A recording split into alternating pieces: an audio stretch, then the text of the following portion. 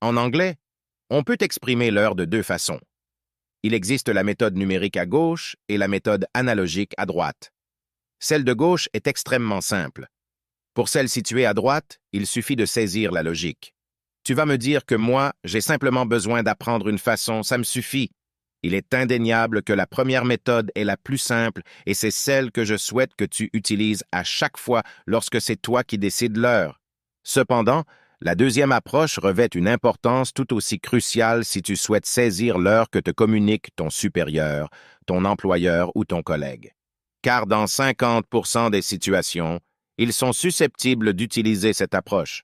Nous entamons par la méthode la plus simple que je souhaite que tu utilises à chaque fois que tu indiques l'heure. Tu commences par dire qu'il est 10 heures, il est 20 heures. Il est, it is. Ensuite, tu lis le cadran.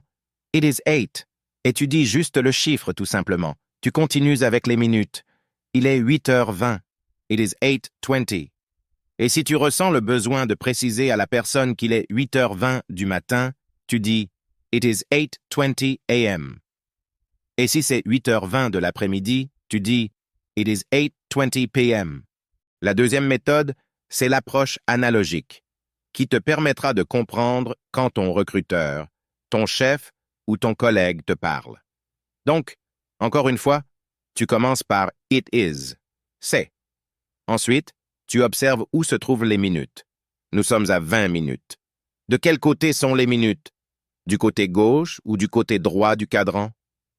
Les 20 minutes se situent du côté droit du cadran. La logique ici est de dire qu'il était 8 heures pile, mais maintenant, 20 minutes se sont déjà écoulées depuis 8 heures. C'est cette logique que nous allons exprimer en anglais.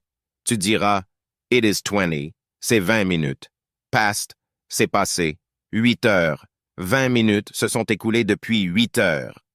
Et si tu veux préciser s'il s'agit du matin ou de l'après-midi, tu ajouteras AM le matin et PM l'après-midi.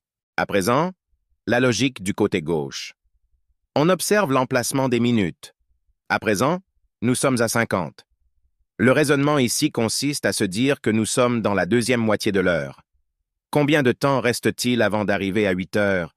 Nous avons encore 10 minutes avant d'atteindre 8 heures pile. La logique en anglais consiste à exprimer. Il ne reste plus que 10 minutes avant 8 heures. On va dire « It is 10 to ». To, cela signifie vers, aller vers quelque chose. It is 10 to 8. Il reste 10 minutes pour aller vers les 8 heures. Si tu souhaites spécifier que c'est dans l'après-midi, par exemple, tu procéderas à l'ajout de PM. Si la logique des 8 heures moins 5 est la même, si on est du côté gauche, il reste encore 5 minutes avant d'atteindre 8 heures. It is 5 to 8 p.m. Qu'en est-il maintenant des cas particuliers comme midi pile ou midi et quart?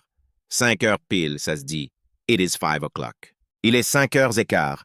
On est du côté droit, on va utiliser past. It is a quarter past 5. En ce moment, c'est comme si on disait qu'un quart d'heure s'est écoulé après 5 heures. Il en va de même pour le côté gauche. Il est 5 heures moins un quart. It is a quarter to 5. Il y a encore un quart d'heure avant 5 heures.